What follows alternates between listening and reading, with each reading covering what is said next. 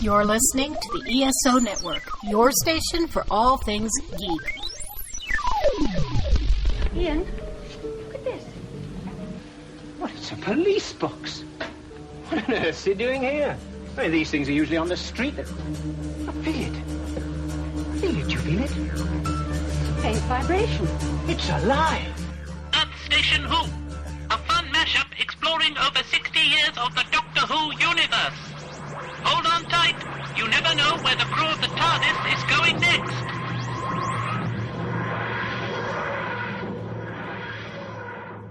Hey there, Whovians, and welcome to another episode of Earth Station Who. That's right, folks, we're back, and we are going back to the David Tennant era. We are looking at Smith and Jones, the first episode with Martha, and it wasn't Freema's first episode of Doctor Who, but we'll talk all about that. So, and actually, I was very happy to see that it was brought up actually in this episode. So it's going to be a ton of fun, and got a great crew to talk all about this. Of course, Shannon Clute is joining us from Earth Station Boo. Hello, everybody. How's it going? It is so good to see you, my friend. It's good to see you too. Okay, and of course, returning back to the show, Mr. Howdy himself, Mr. Mike Gordon. Howdy. And you're fine, Mr. Gordon. You're safe from ghost light, so it's perfect. I carried the torch for you. Oh man, that was a tough call there. That was close, man. I feel like walking down the street. Shame. Oh man, it's so weird the way life works out. Mm-hmm. Yeah, just how convenient was it? But I'm glad you're doing okay, and welcome back. Of course, let's say hi to our other regulars. Let's, of course, say hi to Mary Ogle. Hi, everybody. It is fantastic to be here. And Ms. Melanie Dean. Hello, and hello. Rounding out the cast of characters for tonight. Or I thought you were going to say rounding out the hellos. I know. Maybe. It is great to see everyone. We definitely would love to hear from you guys at home. Feedback at Earth Station Who is the best way to do it. And of course, if you're watching us on YouTube, just leave a comment. We would definitely love it. We actually got a comment about Ghostlight, and we'll read that later in the episode. So not for me. Nope, it wasn't Mike Gordon. Because I don't think you could air that comment. No. Nope. A lot of beeps there, folks. Mike Gordon says this was a and you know, it'll be tons of fun to see that. But, you know, definitely, if you made it this far and you like us, thank you for watching. We do appreciate you. If you want, please like and subscribe. There's a button right down there underneath our video. Or if you're listening to us, please just give us 5 stars or leave feedback. We would really appreciate it. You know, it's always good to do. No real Doctor Who news. I'm expecting any day now, probably as soon as we finish recording, there to be a new trailer for the holiday special. So it'll be probably tomorrow. I fully expect it. So, you know, definitely look second for it. You click end recording. Yep. Yeah. Doctor Who, Ode to Joy, or whatever it's called, Joy to the World, or, you know. There is some news, because weren't they going to release some deleted scenes on November 23rd? Did anybody hear about that? No. All this. No. Deleted scenes from what? I remember what it was from. Okay. What news did Mary get that the rest of us did not? That's right. Actually, Mary's been doing her homework here, folks. I think RTD posted about it on Instagram, but now I saw the insider track. Right? Yes, yeah, exactly. It's not what you know; it's who you know, folks. Deleted scenes from Doctor Who Series 14 teased with a brief clip of Ruby Sunday speaking to the TARDIS in 73 yards. Well, okay. Okay. Oh, that's what that. I remember seeing it and I didn't know what it was. Okay. So yeah, that's it, folks. That's the news. That's the we news literally Google it right when we're on air because we are so professional. Yes, we put the P in professional here. You guys are putting down facts, and you're double checking to make sure you are putting down facts. I'd rather hear that than false information. There's so much false information out there nowadays, folks. I loved that recently they had, what was it? Rogue and Gwen and Captain Jack coming out in mid-November, a new Torchwood series. Yeah. Yeah. It was like, complete with poster. Yeah, exactly. Mm-hmm. It's like, no. Fake poster. Exactly. They looked at that poster and went, this doesn't look that good. Wait a minute. Doubtful. No, Yeah. It wasn't even a good Photoshop, folks. Yeah. And trust me, I've done some pretty bad Photoshop in my life, so I know. So it's perfect. So, you know what? You could put anything on anything right now and, either that or have AI create it for you. So it's not all that difficult as it is. So take everything you're going to see out there right now with a grain of salt. And if you don't hear from us, it's not true. So there you go. Yeah, because we're the ultimate source. The ultimate. This is where you come from. Never trust anyone but us. And always remember, when looking at photos, count the fingers. Exactly. It'll be 3 months too late. Somebody has 6 fingers, what's going on here. So, yeah, it'll be very interesting to see, folks. Doctor Who's right around the corner. God, we're only a little over a month from the holiday special. And, Christmas is going to be here before you know it. So, something to look forward to at least. That's a good thing. So, you know what? Let's jump in with both feet. Let's look at Smith and Jones.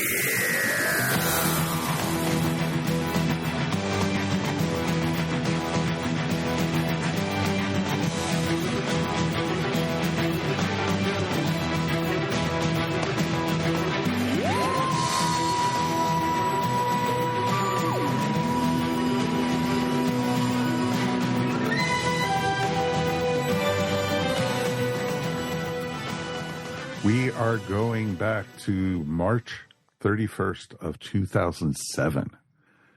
It's not that, well, it is a long time ago. Yes, it is a long time ago. I was about to say. It was a nice try, but it is a long time ago. Mm-hmm. And it's like, I think Shannon was in elementary school back then. I was in college. Thank you very much. Okay. Still, she's a kid. She's a kid. And that's all right. It's a good thing. And it was a lot of fun. This introduced us of not only Martha, but also Martha's wonderful family. And RTD's famous mother problem. Because with RTD, it's all about family. Exactly. And then you also have, of course... It's all about his issues with middle-aged women. Oh, ouch. Ouch, ouch, ouch. Hello. Yes, Mary's coming out that way. Because the father comes across as so wonderful. Yeah, exactly. Outstanding personality there. Yeah, exactly. I am not going to even touch any of those. So we also got to be introduced to the Judoon. Let's get initial thoughts from this. Mikey, I'll let you go first tonight. Thank you. This is what I believe to be the first episode in the best complete season of Doctor Who. Like my favorite season ever of Doctor Who that's ever been done starts here. Now that's not to say that series 3 is like a complete banger, because there's some low points to be sure, but pound for pound, there's so many great episodes, and I really, really love Freema as Martha Jones. I just think it's a great season, and it starts really here. And I think right off the bat, it starts with this episode, and I think this is a really great. I mean, it's not great, but I mean, as far as introducing a new companion and looking at the companion and the Doctor having chemistry pretty much instantly. I mean, you see why the Doctor wants to enlist her as a companion pretty soon into this. We meet her before we see the Doctor in this. We meet her family before we see the Doctor in this. I just think that it's kind of a cute episode. It's got some issues with plot and everything like that. It's kind of a mess, but it's a kind of a cool, chaotic mess. I think it adds to the fun of it. There's a lot of fun here, but it mostly focuses on the two of them meeting and their chemistry. And, with RTD, as we've said many times before, plot doesn't matter. It's all about characters. It's all about chemistry. And this one is a great start. Okay. Shannon. I agree with some of what you said, Mike. But I don't think this is the best overall season. I think there was a lot that was left wanting. But this episode alone, I think, is a fantastic episode as an intro for Martha. One, you got to see her in her element, which is being a doctor. And you could see that she was smart and she was curious and she was excited. But she had that quality that doctors should have, which is staying calm in a crazy situation. I mean, how else are you supposed to respond when all of a sudden your hospital that you're working in is on the moon? I would love to have a doctor who could be calm, cool, and collected during all of that. But her curiosity and her awe of wonder, you could tell instantly that was what drew the doctor to her. It was yep, she's going to be my next companion. And it was because of that one little scene out on the balcony. But it did create a great foundation for this season and the relationship between them, both good and bad, where, there's that slight misleadingness of something more, but there's also the, hey, this is just for an adventure. Let's just go out and have fun and make something happen. That's cool. Yeah. Mary? I agree with Shannon that this is a great introduction for a new companion, and I adore Martha. Martha just from the beginning, you can tell she's going to be a great companion, and she is. I absolutely hate the whole unrequited and love plot line, which does get started here just barely. You can see it. Seeds getting planted, and it gets worse as the season goes on, because that totally takes away from Martha's agency, and she does not need that. She is a great character, and this episode does really put a spotlight on her and shows her as a shining light, as a companion. It's hard to see how you could not love her from the beginning, just like the doctor does, because as Shannon said, she is so full of curiosity and excitement and wonder, but she doesn't get she may get afraid, but she doesn't panic. Mm-hmm. You can tell that she's learned from her profession that that's not going to get her anywhere, and she's smart enough to figure things out for herself. And I think, and they do set that up, and I appreciate that. I think it does go a little off the rails in some later episodes, but as far as a beginning goes, I think this is a really great beginning. The Judoon don't do a whole lot, to be honest. They're just kind of there, but it's still a very enjoyable episode, and one that I would recommend to people. No, agreed with that completely. It's interesting because you had Martha, and I agree with what everyone's saying. It is a great introduction for a companion. I don't completely agree with Mike that this is a great season, because you also have Daleks in Manhattan coming, and that was such a horrible, horrible scene. And it's pretty bad. Yeah. I think the best part about it was Andrew Garfield was in it. So, and so it was just interesting to see. But I love how even in this episode, they're planting seeds, even with Saxton being named and everything. And I turned to Judy while we were watching it, and I was like, that's the master. That's the master. And she says, oh yeah, I forgot. It's like, of course, but that's a whole different story. Mel, what did you think?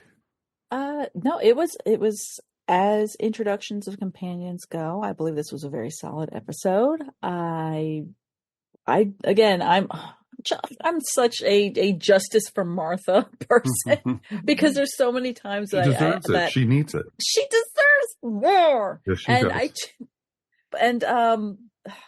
The kiss, it just is. That's the one thing that made me go, oh, I mean, everything starts off here in this episode of all the plot, all the little kind of little arcs and plot points going forward, and then in her arcs, and this episode also had the kiss, and which made me go, no, not this.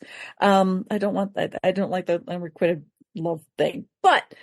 We got the blue suit. We got the red Converse from the Doctor. That was the first time we actually got a different a vibe of, wait, you mean season to season the Doctor might not wear the same exact thing over and over again?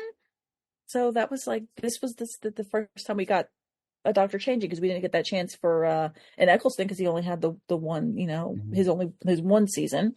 So here was one where I'm like, oh, are we going to get a third? Is he going to have another look, that kind of thing. I did like that they nod to that this wasn't like, as Mike said at the beginning, that we've seen Freema before, and it was her cousin that just, they could have been twinsies. Mm-hmm. But again, it's a great Doctor Who episode. I thought it was a good, strong one. It has all those little elements of some parts didn't like I said, the kiss, and you know what, we can make a monster? Toss a motorcycle helmet on it. That's easy enough. And he's made out of pure leather too, if that's your key, as he said.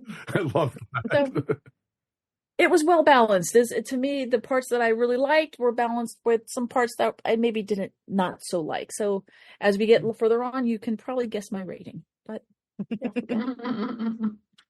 but yeah, it's interesting because I loved a lot of this. I thought a lot of the characterizations were done really well.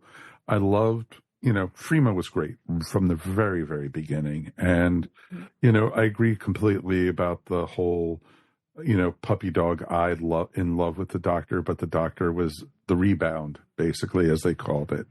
And, she deserved so much more than that, because she was such a strong, great character.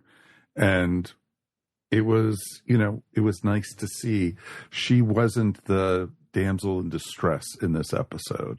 I don't think she was once at all. She stood up to the Judoon. She stood up to... She saved the Doctor's life. Yeah, very much so. Yeah. She saved the Doctor, which we don't see that very often, let alone in the first introduction episode of a companion very often. You would never see that with Rose. I tell you that. No, she would never have done that. Wow. Rose doesn't know CPR. The first anti-Rose comment. I was going to say, okay, so we're, Mike's got his Rose bashing. We're still waiting for that Chibnall bash, but I'm sure it'll come. It'll come. There's still a lot to do. Because if you think about it, Chibnall's the one who brought back the Judoon. Because you've only seen the Judoon 3 times, I think, so in Doctor Who.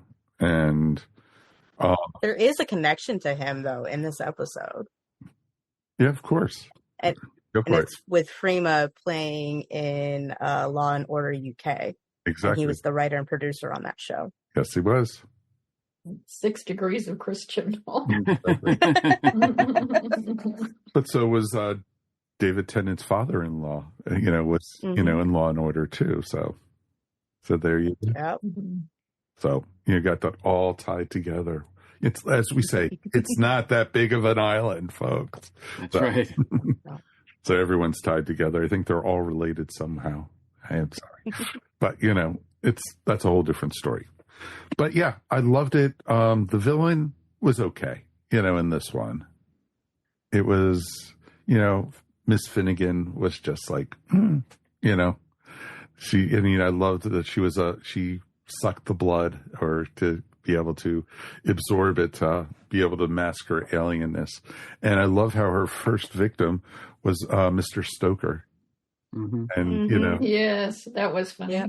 That was a nice little nod towards Dracula. Mm-hmm. Actually, it was actually a nod to a production or TV show that RTD was actually a producer on, called Children's Ward. Mm-hmm. And there was a character named Stoker. Oh, I know, but also the vampire thing with the blood being sucked. Yeah, the author was. But that was RTD's reason for naming it. The design team thought it was for the other reason. Mm-hmm. It just happened to be the same name. It just happened. Yeah. Just happened. So and everything. It was a cute little nod though. No, but I love the story. I loved everyone's reaction. The being stuck up onto the moon, that was pretty normal. Then seeing these giant, like, guys in armor who ended up being giant rhinoceroses coming to you. I liked it. It was actually really cool. When he I think the design and implementation of the Judoon are pretty cool. Like, I think their ships look menacing. Their introduction is pretty imposing. When they come as an army, just sort of, and the fact that they just, sort of took this hospital, plucked it from the Earth and put it on the moon because it was neutral territory, which this all makes sense. Thanks, Russell. But it's fun. But I thought that they were pretty interesting. The fact that they are sort of police, but they're police for hire. So they work for, different organizations. They're not like Green Lanterns or anything. The way they went about it, I mean, they're the most imposing thing. They're more sort of more imposing and more of a threat than Finnegan is, really, in this whole storyline. But yeah, Florence is kind of, the way she plays it is creepy with the straw. I mean, there's some creep element to that, for sure. Man, I've never had a plastic straw work like that. So I know, right? I just love all the the times straw. I've tried to suck somebody's blood with a straw, it just never worked that way. Yeah, it kind of like clots there, and it gets like a little thick, right? So you can't really get around that. Well, I was thinking maybe if she had one of those boba, type with straws with the little, with the little point at the end. Yeah, it's like but a you gotta Capri Sun. the velocity that you gotta use to, make that thing pop. She didn't do that. Alien. She just went like bloop. But we reviewed a month or so ago, or last time I was on, which is probably a year ago now. We did Vampires of Venice, and again, it's like a vampire thing, but it's not a vampire, right? Like, no. She's not really sucking. Like, she doesn't feed on blood. Like, that's not her thing. She's only using the blood so that she can convert herself to being human, right? So to being registered as human. So it's not like she goes around. And I mean, she does makes have no sense, right? Yeah, at exactly. all. RTD, thank you. But because she mentions that she likes to hang around the hospital because of the repository of salt or whatever, and I'm just like, but you don't hang around the hospital, do you? Because you're kind of a new patient. Anyway, it's all she kind might of be a hospital hopper. Yeah, maybe. She just goes to all the different ones. Maybe. She's a hospital groupie, basically. Maybe. But I do got to give a shout out. You're talking about Stoker, and I do got to give a shout out to Roy Marsden, who played Stoker. I recently watched a spy drama that was done in 79, 80 called The Sandbaggers, which Roy Marsden stars in.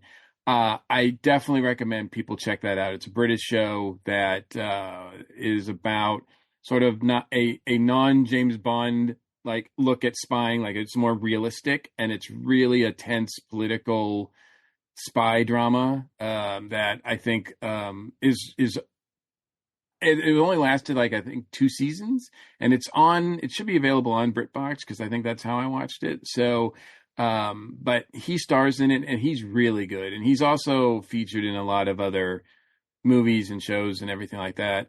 He also appeared as a quote unquote vampire in a episode of Sherlock Holmes, which was one of my favorites as well. So I enjoyed seeing him in this as well. I'm surprised he hasn't done more Doctor Who, actually. He'd make a good baddie at some point, for sure. Oh, very much so. He's still with us. He's not dead yet, so there's still a chance. He's almost dead, but not quite yet. Feeling much better. Feeling much, much better. No, I thought it was interesting, and I did like the look of the motorcycle guys in the all black and with the leather and the helmets and everything. I just love that, Yeah. like, when they're introduced and they, when one pushes by Martha, she's coming in and she's like, "Oi!" Like, she's right away, we know she's got spunk, right? She's like, "Hey!" Yes. She's not going to take it. But then she just looks at, and she knows, like, there's something wrong. Something weird there, yeah. It's a great moment. Again, just adds to that. Yeah, she's the one. She's the companion we're going to really like, because this girl's got herself together. And it's in ways that too, some of the other companions haven't.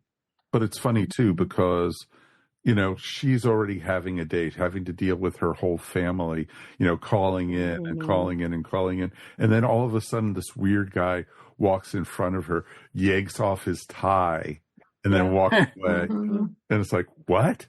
It's one of those random things you see on the street. And then all of a sudden that same guy is in the hospital where she works. In his Christmas Day PJs. Exactly. I had to watch it like 4 times before, and finally just use subtitles, because I was like, I don't know what you're saying, David. I really did not see where he's doing the tie thing. I'm like, I don't know what you're saying, and of course it didn't make any sense anyway, because you're not supposed to get it until the end. But yeah, at first when I first watched it, I didn't understand quite what he was trying to pull when she listens to the heartbeat and then listens to the other one and realizes it, and I'm like, doctor, are you hoping that only she notices this, because there's a lot of people around you with we're just gonna probably, one of the, not to get too deep into it, but one of the reasons that I was absent in the last one is because I spent some time in the hospital, and I can tell you that you can't even get admitted until they check your heart. So the fact that somebody took that long, like a few days, to check his heart, plural, right there, that's a flag for me. So I was like, I think this would have been noticed before now. It's because it's socialized medicine, Michael. Come on. You can Oh, of course. So you had to wait for days and days. Do you even have a monitor? Sitting right there. I had to do it. I even thought to myself, I'm like, I'm glad he wasn't hooked up to the doctor wasn't hooked up to a monitor, just to have like the beep beep beep beep beep beep beep beep beep beep beep beep beep beep. Like, the whole time you're in the hospital, you have all those sticky things all over you, and you're attached to the machines. So all I'm saying is Royal Hope not maybe when not you're be the in the best ER, and it looks like that's kind of where he was. He didn't look like he was in like a normal ward. So yeah. That's it. It is a weird experience, but it's one of those things that I just like. It's so fresh in my mind. I'm like, they would notice right away. Yeah. So they wouldn't just, unless he did keep it from someone and sort of just do that side. I don't know. Yeah. Or just had some way to mask it, mess with the stethoscope or something. Who knows? Absolutely. I mean, Doctor if Who he can can hand have wave radiation anything. to his foot, Yeah. he should be able to like make one heart stop for like a hot second. It is interesting that, he knows that they're looking for a fugitive. He knows that they're looking for somebody alien, and he does not want to be, they're constantly running away from him because he doesn't want to be caught. And my question is, does he know that does he think they might be looking for him? Because otherwise, why would they care? Like, if it's not the species that they're looking for, then, he could just be, okay, that's Time Lord, or that's a Gallifreyan, then let's move on, because that's not what we're looking for. Yeah, but that But at isn't the how they same were time- acting. They were acting like if they just found any alien. Yeah, they weren't the brightest bears ever to walk the Force path. Well, No, I not at all. think that's the writing. It's not the fact that the Judoon were, because they knew what they were looking for. They knew who they were after. Because they had the whole criminal, like they knew what the criminal had done in another planet. So they knew what they were looking for. They knew that alien was in this building. I don't know how they knew that, but and I'm not gonna it's RTD, so there's gonna be holes all over the place. I'd like to think the Judoon weren't given enough information, because you were making a lot of good points. And I'm kind of like, yeah, because then how would the kiss even work? Because they're just, it's like their marching orders was just simply find thing, not human. Yeah. Mhm. Well, Like, that's how they this- were acting. Like, that's all the Yeah. information they had. Yeah, but then they knew when they found her who exactly she was. Exactly. So that was really weak there. Yeah. Yeah, Well, I mean, they could have said, because she has been eluding them, hey, when you find her and you locate her, any aliens that are with her, exterminate them, on top of getting rid of her. So because he came up as alien, they're like, all right, we got to knock him out. yeah. Because Well, he could be working with her. I think that was the implication, is that any alien you found, Yeah. take care of them one way or another. Hence why, like, when they with the kiss and Martha, they were all kind of like, oh, you're she was reading off their like device to say, oh wait, you're not fully alien. So Mhm. they were just going there like, oh, you're not one, ding, you're not one, ding, you're not human, ding. Are you guys looking for something? No. Ding, ding. Just Rhoda. Well, exactly. And, you got the club X on your hand, so it looked like you went to a nightclub or a rave. Right. Yeah, very high tech way Where to I'm from, though, catalog. if you have that big X, that means you're underage and you can't get the fun juice. Well, that too. I would be very grateful to get an X then. No. So, but yeah, it's pretty awesome. Poor guy who got vaporized because he hit one of the Judoon with a vase. It was like, dang. Well, you say poor guy. I mean, he hit him on purpose. I mean, no. It wasn't like it was an accident and he got No. killed. But, I mean, I didn't expect. his solution to the idea of the whole situation was violence. And when you choose violence, guess how you die? By More violence. Yeah, I think maybe the punishment was a bit out of proportion. Hey, they're not all bad. To That the one guy action. that one guy got compensation. I wonder if you catch that in. Where do you catch that in? Didn't Martha get compensation too? Yeah, she did. Yeah. So, Yeah. Did you ever catch After they that in? realized that she made out with an alien. Yeah, exactly. What did you guys think about, the whole thing with the doctor being bathed in the radiation and him just like laughing it off? Oh, we used to do this in preschool all the time. It's like, and then him trying to get rid of the radiation and having to take off the sneakers. It makes me really wonder what their education system is like. They're on Gallifrey. Yeah, just what are they doing to these kids? Mm-hmm, exactly. Made me think how much RTD did not like. For some reason, David Tennant did something to make him mad, because just imagine having to go on a set and being barefoot the entire time and running and standing and all that kind of stuff. Because all I could think was, my heels already hurt just watching this. Ow! But we did get a good. We did get the little dancey gif out of it. So I will say this: as an avid Chuck wearer, I'm usually barefoot when I'm not wearing them. So, since he really actually does like wearing Chucks, he might actually prefer being barefoot. So it might have been a great day for him. Touche. Yeah, I don't really want to think about having to run through a hospital barefoot, type thing. Or run through a set barefoot. Yeah, exactly. Either Because God knows what you're going to step on. Yeah. Exactly. Yep. And you don't know what those Judoon are putting off, ew. And everything. Moon cooties, there you go. And everything. I did like the effects of the hospital actually on the moon. It was pretty cool. Mm-hmm. Yeah. They did a good job with the production, the effects and the sets. Oh, the effects of the spaceships landing? That was pretty cool. Yeah, that was nice. Yeah. The Judoon were good. Mm-hmm. And all the extras they had in the Judoon armors coming up the stairs and everything. That was pretty awesome. Yeah, I really like their introduction. It's at first they kind of feel Centauran-ish, but they distinguish themselves pretty quickly that after their initial introduction. I think once you see what they look like and then how they act and everything like that. I mean, they're still kind of single-minded and they're pretty much like the same. Like once you see, it's just a different font. Yeah, I'm not. I certainly don't mean to be, racially profiling the Judoon, but it's like they pretty much all look the same. Like there's not like you see one with hair and one Well, not with hair, or to different us. colors, or. I'm sure they can tell Harry from Jason, you know. Exactly. It's so human of you, Mike, you know? It is. I do apologize. But it's not until later. But I mean, that's a restraint that they've always had, that Classic Who and even early New Who has, because when they make these costumes, they just can only afford to really make one design.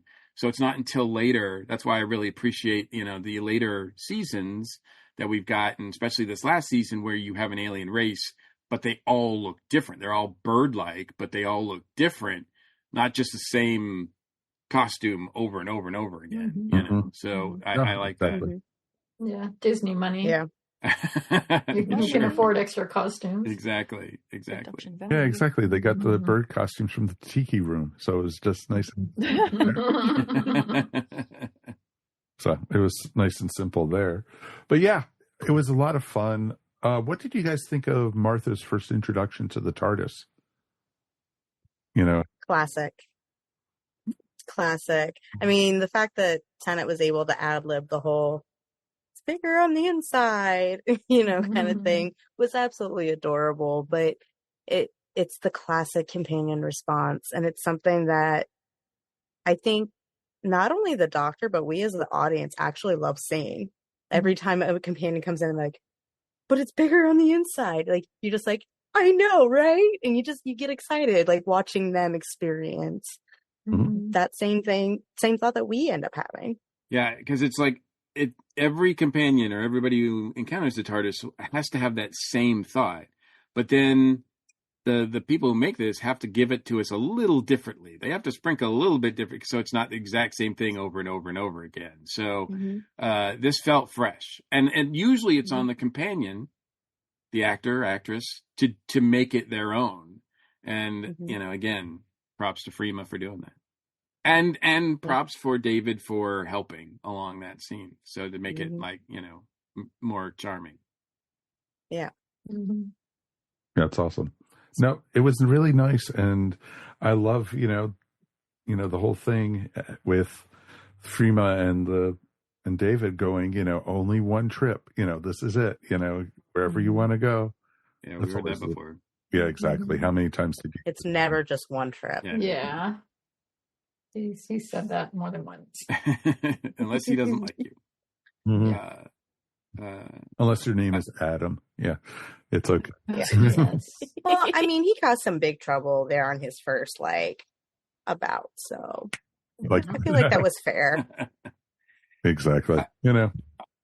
I love the sort of play on the Smith and Jones aspect of it, their names, and the fact that the Doctor has used Smith as a name to simplify things for humans a lot in the classic series. So that all the way from the second Doctor era.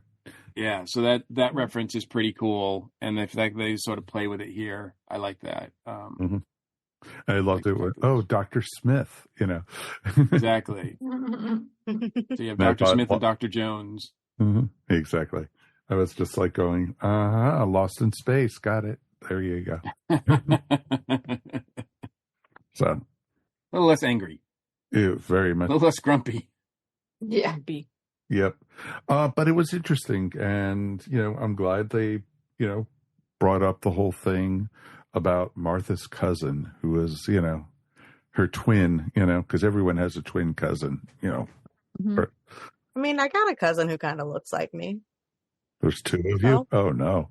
To be honest, I roll my eyes at stuff like that because I'm just like, it's just for people who can't handle the fact that it's a small island and people get hired for the same show and play different parts. Oh, yeah. So they have to think of some in-story excuse for them to look like each other. So I just, it's okay, but it's not necessary. At least not as far as I'm concerned. Yeah, because the next season you have both.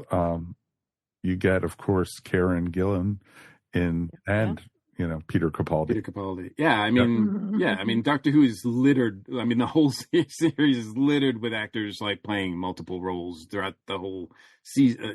But it's okay. What I do like about that scene though is that not so much the mention that she has a sister that looks like her and that reference, but the fact that she remembers and she acknowledges the Battle of Canary Wharf, because we've seen so many times that things happen in London on Earth and the Doctor saves the day, and then later they're just humans are still surprised. What? There's aliens?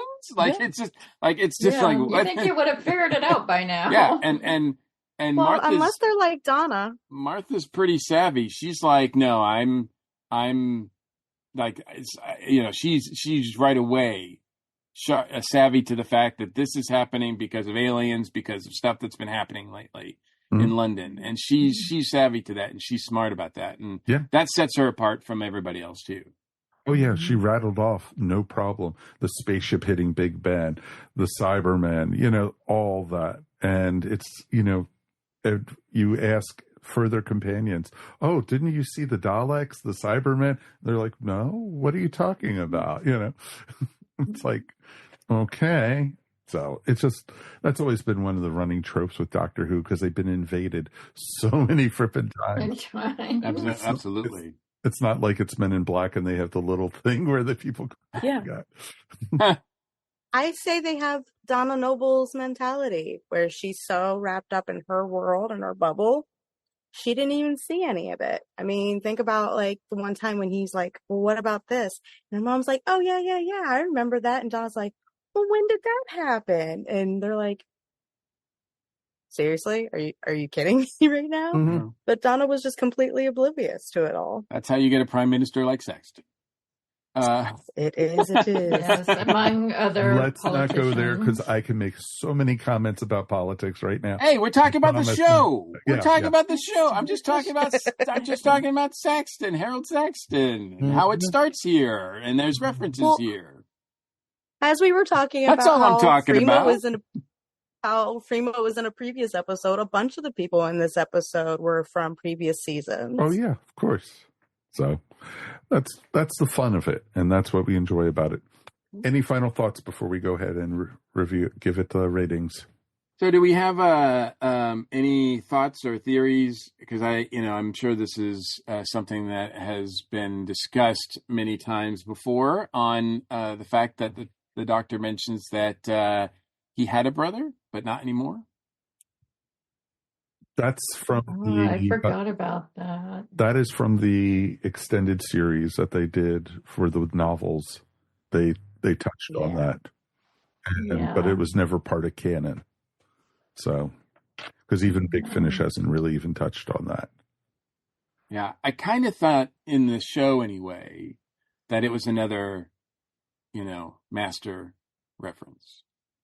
Well, because later on, how this plays out in the finale, it does seem like they are very close, like brothers, So they might have referred to each other as brothers. You might think of him as a brother. Okay.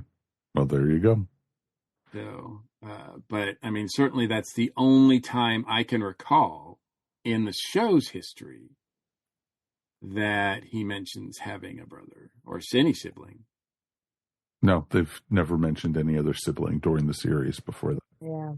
So, but I knew about it from reading the books. So it was interesting. All right, let's go ahead and rate this. 1 out of 5 TARDISes, 1 being the worst, 5 being the best. Shannon, you got to go first. I'm going to give this a 4. I think it's a solid 4. Like we said before, like it's a great introduction for Martha. I think it creates a great foundation for the relationship between the two of them.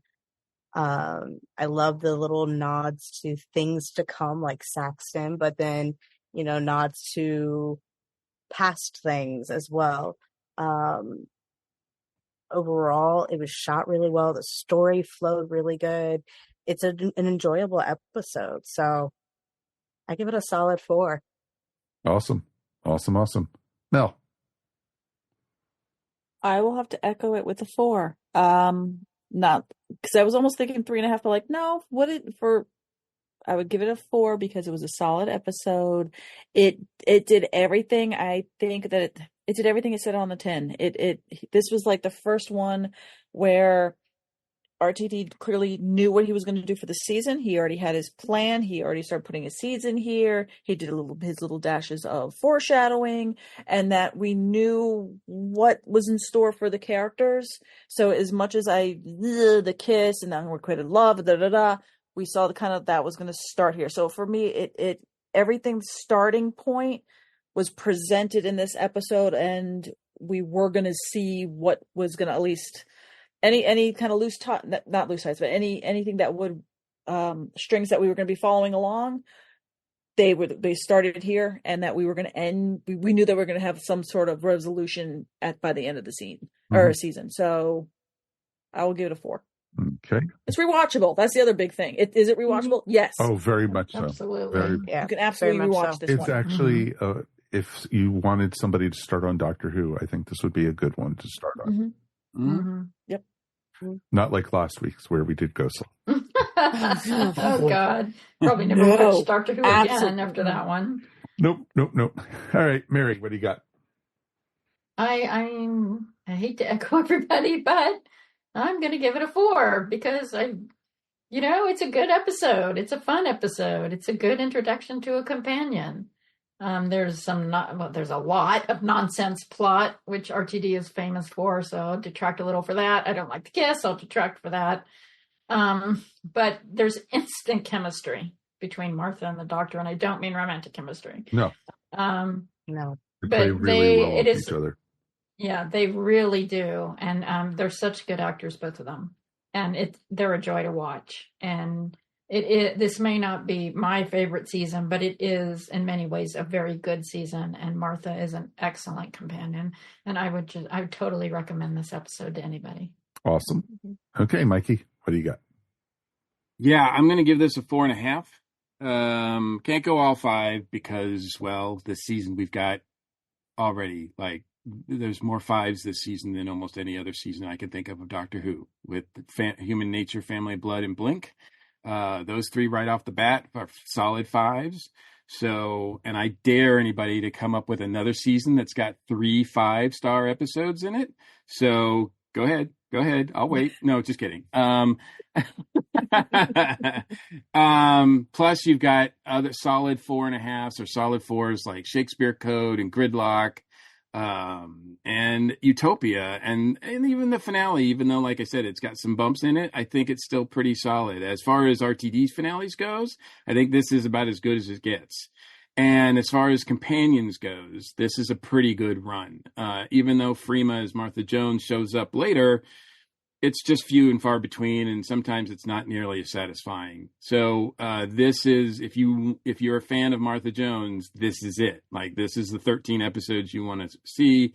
And yeah, there's some unrequited love. I've kind of made peace with that because I love the fact how it ends, and I'm not going to spoil that for people who don't know. But the fact that the way that things end between them, I think is pretty unique in Doctor Who lore, and it gives her I think that plays out. So anyway, as far as the episode itself, 4.5 because I think the Judoon are pretty cool looking overall.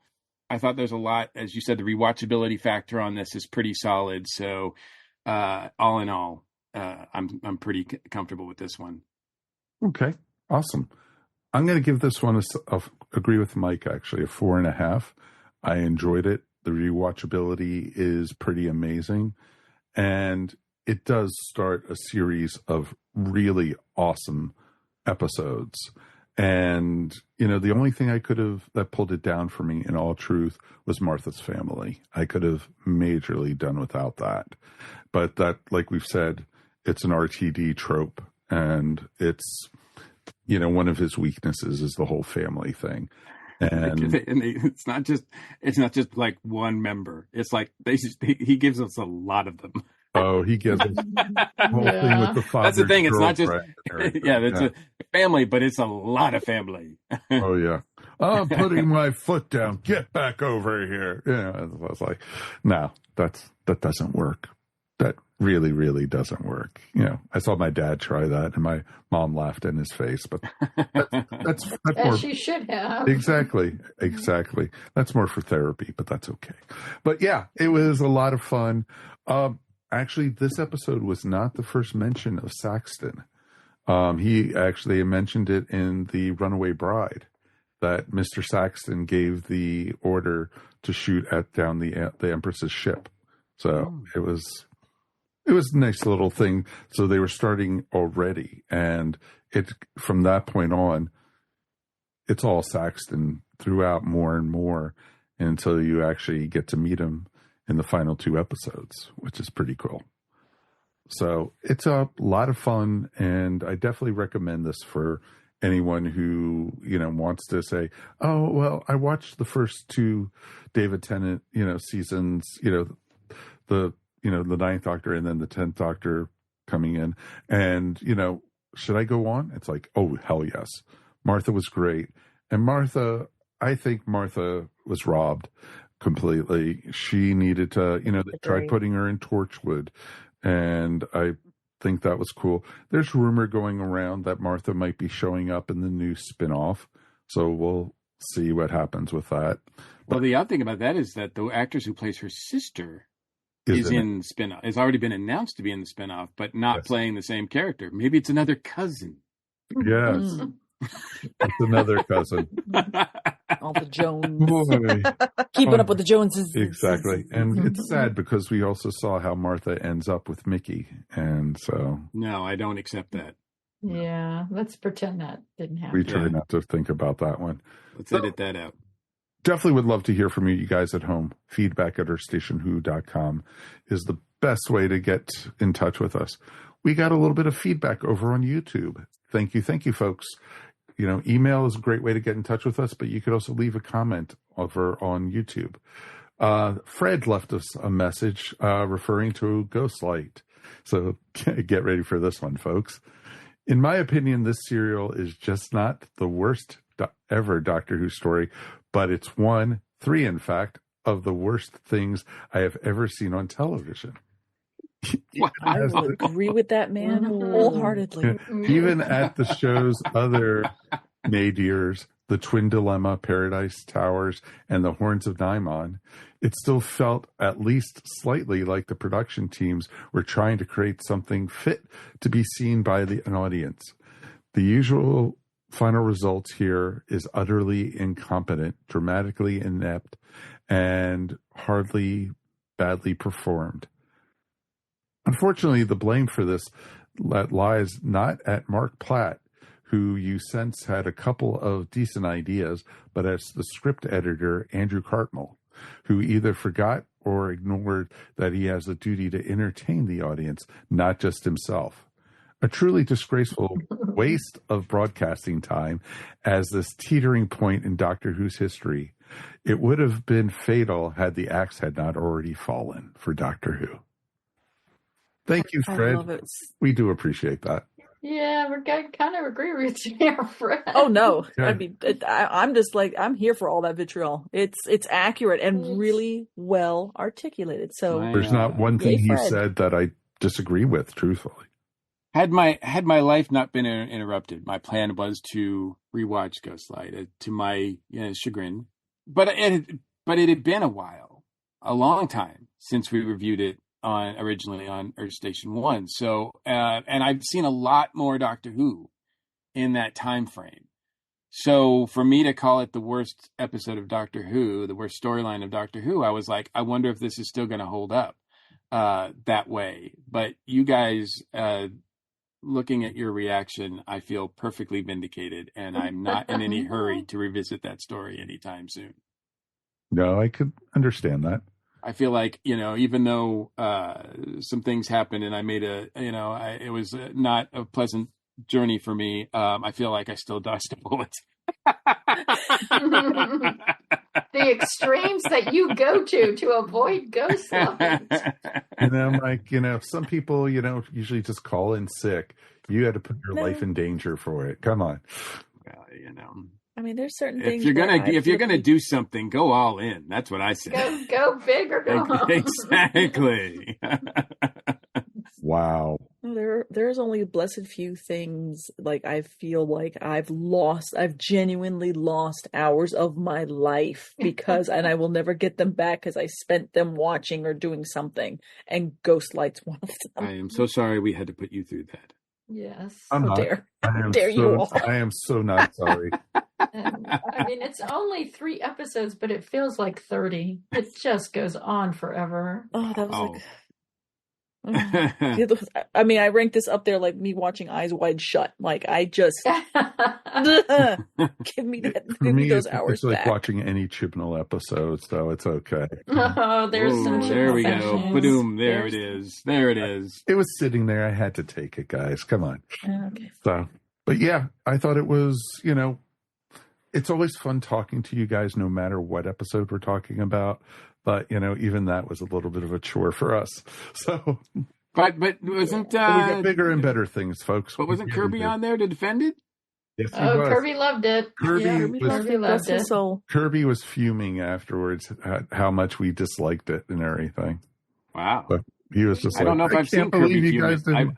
I don't know if I've seen Kirby fume. Yeah, Kirby fuming is just like, I guess you guys didn't like it. No. I was like, I think Kirby fuming is a kettle gently just about to start steaming. Exactly. I see. And even then, it's gonna politely whistle to let you know I'm done. It's exactly like what you like, and if you go back and you want to watch Ghostlight and you want to prove me wrong, be my guest. Yes. And you know what? Love what you love, and absolutely. Be not afraid to share that. But exactly. I mean, and everyone, please write your reviews of Ghostlight to Melanie Dean, care of the podcast. Send all the hate mail to. Exactly. Yeah. She's a newbie on the show. She's allowed to get it. It's a good thing. But folks, that's going to wrap up our episode for tonight. Thank you, everyone, for joining us. We do appreciate you more than you ever know.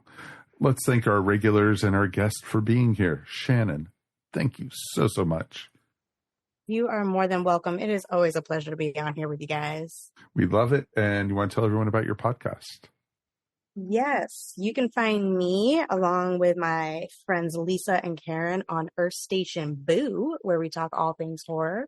We love getting spooky and kooky, and we review all sorts of things. So it's not just movies, but TV shows, Broadway stuff, books, the whole 9. We also like getting into the nitty gritty of like the origin of different fun things. So if you find something that's horror related, we're probably going to talk about it at some point in time. Yay.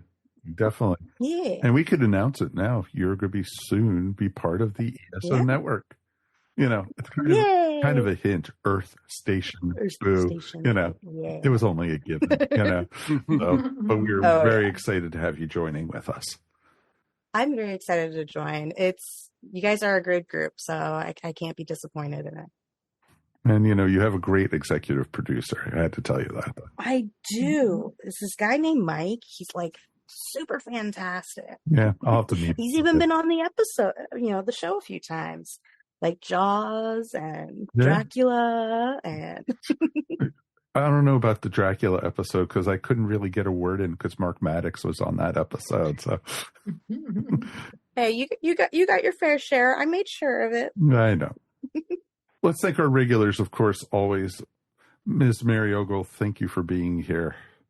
Well, thank you for having me, and thank you for not making me watch Ghostlight again. I will never make you watch it ever again. I promise.